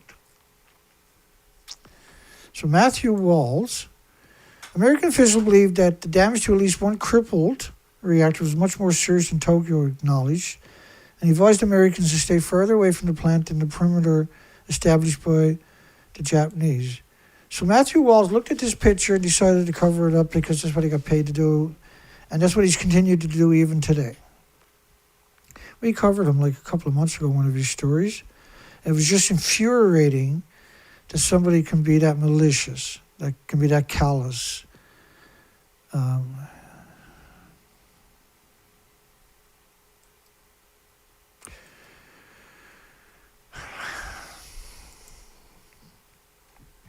announcement opening new anonymous chapter in the 5-day-long effort by Japanese engineers to bring the 6 side-by-side reactors under control. Well, this was on the 16th. So on the 16th, 6 side-by-side, well, 4 of them were side-by-side. The other 2 were quite a bit away. These were all gone on the 16th, right? They were all blown up, caught fire, and blew up, caught fire. Not necessarily in that order. JASCO, who was the head of the non-regulatory agency in the United States at the time, most startling assertion was that there was now little or no water in the pool, storing spent like little or no water. So if there's no water, when the fuel has no water, it catches fire. The zirconium cladding will catch fire. The zirconium is the same zirconium, very toxic, by the way. The cladding is the same stuff that you used to use, I think it was in the 20s or 30s. You remember those big cameras? And they had a great big flash. And they had a hammer would come up and hit the glass and break the glass. When the oxygen rushed in, the flash would explode. And that's when they snapped their picture, right? So when they press on to snap the picture at the same time, this hammer goes up and hits it. It was a mechanical, when they were pressing the button, that drove the hammer up. So they had to press the button really hard. So it was always on a stand, typically. They were big cameras. And that was zirconium. And it's the same zirconium exactly that they're coating the fuel rods, what they call cladding for the fuel rods. And so when it's exposed to oxygen, that immediately catches fire. It burns at 1,800 degrees Fahrenheit temperatures. That'll ignite the plutonium uranium pellets. They'll burn at 9,000 degree Fahrenheit temperatures. But this will burn underwater too. And by the way, the zirconium cameras, flashes, that's why you don't want to buy antiques. And another reason you don't want to buy antiques from those eras, or cars even, is because they used radium.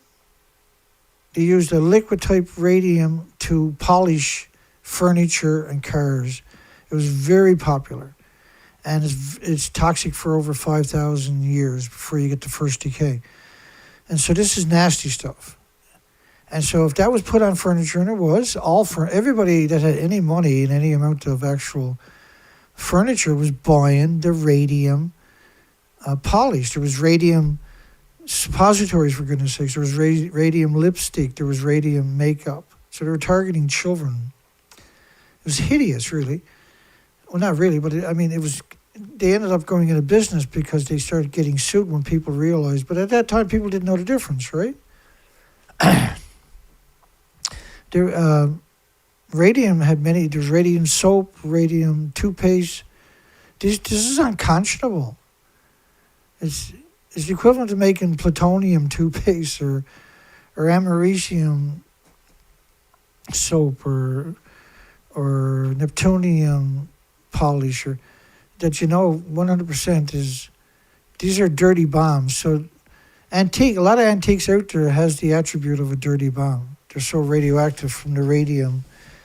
My goodness, the stuff they done with radium, and they knew it, and they would say that they would just denigrate anybody who got sick from the radium and say that they were just dirty people and blame it on all kinds of bizarre stuff, refusing, and they knew what they were doing. Just ruthless, malicious, malice. So when you look at the building to your left, does the building look like this building here, right? Because that's what the buildings, a model of the buildings. The fuel pools were at the top of the buildings. Reactor cores were at the top of the buildings. So in 2012, that's what reactor 4 looked like. Today, they still refuse to acknowledge that happened. Today, they still claim that they got the fuel out of the pools. The journalists pretended that they were on top of the building, and there was an endless stream of them in 2013, including Rupert Winfield Hayes. I'm going to play that little video for you so I can hack up my guts for a few seconds. I'm going to put my headphones on so I know to remember to turn the volume back. But this is just a fraction of the media. The picture will get better. A fraction of the media pretending they're on top of the building to your left. Where I'm standing is on top of what used to be reactor building number 4. The whole of this building was blown apart by a huge explosion. We are here inside Reactor 4 at the Fukushima Daiichi nuclear power plant that was severely crippled during the earthquake and tsunami of 2011. Of the decommissioning work taking place here in Reactor 4. At the end of our tour, we were checked for radiation exposure. In 4 hours, I received the equivalent of less than a chest X-ray. 1,500 highly radioactive fuel rods inside this pool. They've got to move them outside of this reactor. And so how many people think, raise your hands, if you think that they're at the top of a building that doesn't exist?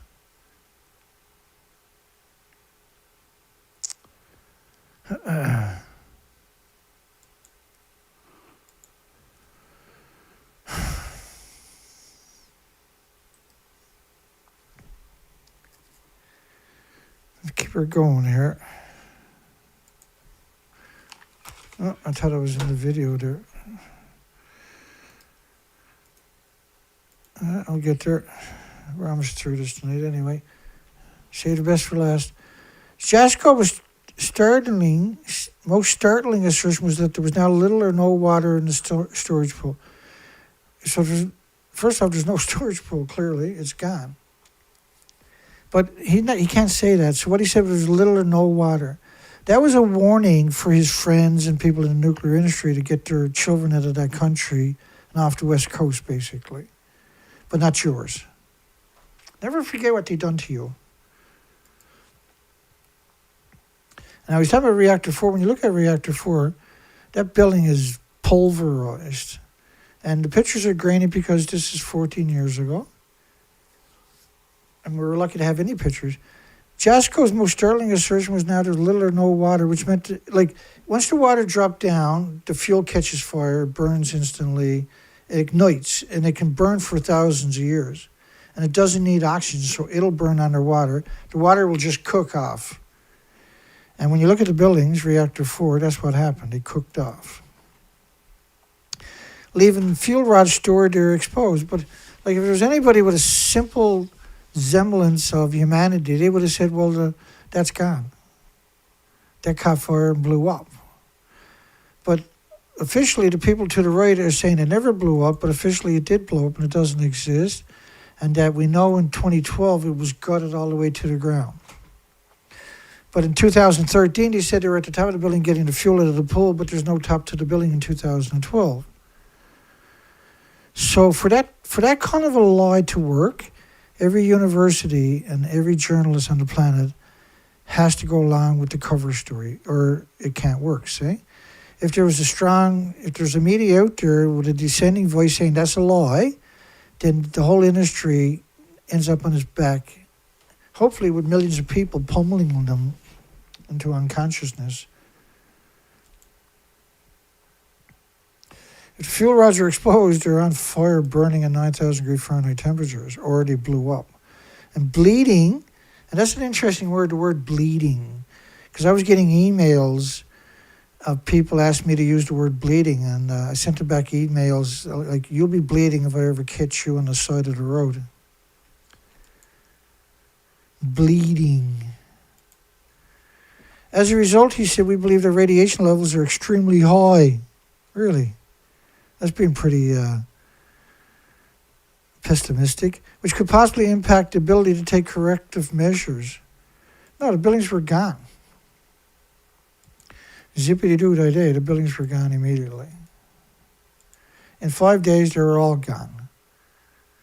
And when you look at it, no matter which angle you look at the buildings from, you'll get the same thing, right? The buildings are completely, unequivocally, incontestably, unassailably gone. They've lost the entire inventories.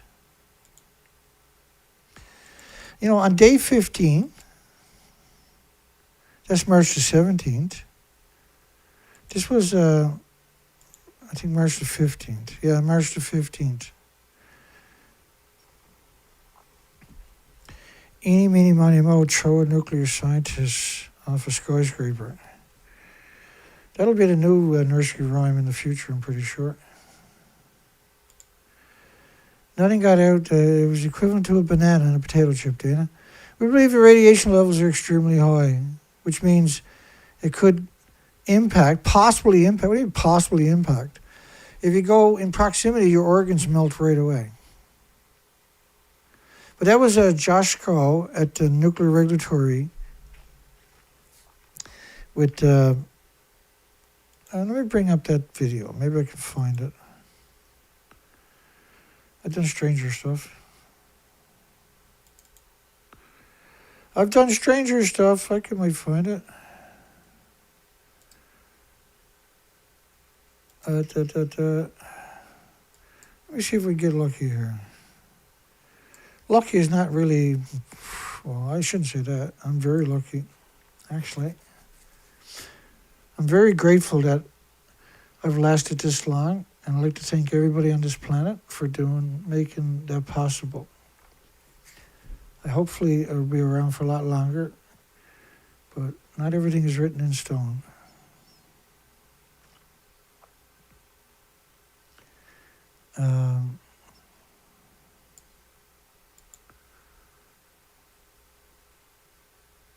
Let me see if I can find that video. I'm not going to Jasco.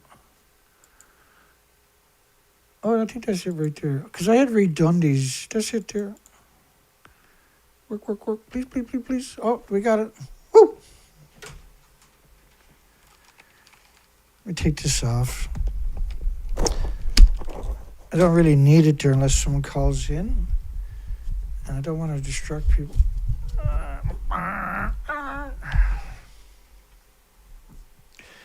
Better adjust the volume first, Dana. Ooh, it was on blast. I might have to restart it, but give me a second. Bill Bouchard. We're here to get a briefing on the ongoing crisis associated with... So that's March the 16th. And that's March the 15th. So while they're waiting for Jasko to show up, Bill Bouchard, which is on the other side of him, he wasn't... Jasko, which is the guy with the sharp chin and the bald head, he wasn't... They were waiting for him to show up, so the Congress lady was asking Bill Bouchard from the NRC, he's appointed by the president at that time, same as Jasko, the situation at Fukushima. She said, well, you're the experts. We're going to learn from you. And for almost everything she said to her, she asked him, he said the same response. But she continued to try to make him look like a human, like me and you, that breathes here and drinks water. It was a futile experience. We're here to get a briefing on the ongoing crisis associated with the nuclear power plants in Japan. I'm very privileged that we have the executive director for operations at the NRC here, Bill Borchardt. I couldn't speculate on that. An expert, a true expert as well. Again, I wouldn't wish to speculate. So we feel very blessed that you could come and stand in until the chairman comes, and we really do welcome you. Again, I can't speculate. Well, teaching all of us the lessons that we have to take away from what is happening. I couldn't speculate on that. What we believe is a significant amount of fuel damage in the three operating reactors, units 1, 2, and 3, which were operating at the time of the earthquake. And then because of the spent fuel problems that are in Unit 4 of that reactor facility. All of those factors taken into combination, if that same type of source term, that same type of radiological problem existed in the United States, our recommendation to state governments would be to evacuate out to 50 miles. Well, that's a really good point, because I'm asking you, do you know how many people live within 50 miles of San Onofre nuclear power plant? I do not know. Well, I'm going to tell you how many people. 7.4 million people. 7.4 million people. Yeah, but the whole planet, because radioactive fallout covers the whole planet. I guess we'll pick up there tomorrow night, will we? So let's go back a couple of feet here to Jasko.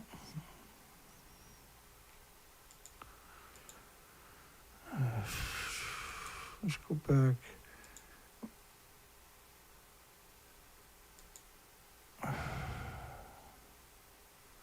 Right there. So we'll pick up there tomorrow night. How about that? New York Times. Matthew Wall. Yeah, we'll pick up right there, or something like that. All right, let's keep her going here.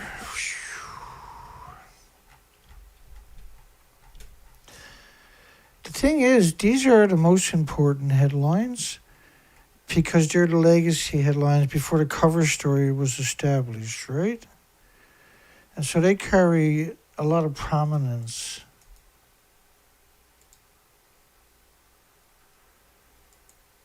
And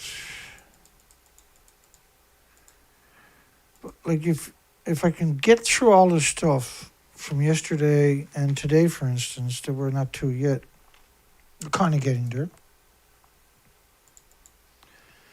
It's really something. Because we're trying to establish, did the media sell us short, or cut our throats, or sell us out, or even worse, set us up to be destroyed? Did the journalists, the universities, the nuclear industry work to suppress the information and by proxy deny us the ability to have a future or for this planet to sustain life or produce life? So how could you have a less or a more important story rather than that? Because that's what the evidence clearly is showing us. All right. So last chance to vote. Was the nuclear industry, universities, journalists, ruthless cover-up of Fukushima fallout malicious and criminal? I think the only answer, sadly and unfortunately, is yes. James published this a few hours ago. And I'm going to turn the lyrics on so you can see the lyrics. He's got some crazy, very important insight going on there. We'll see you on the next show. You have a great night. Hugs for everybody. See everybody tomorrow night, Tuesday night. Take care.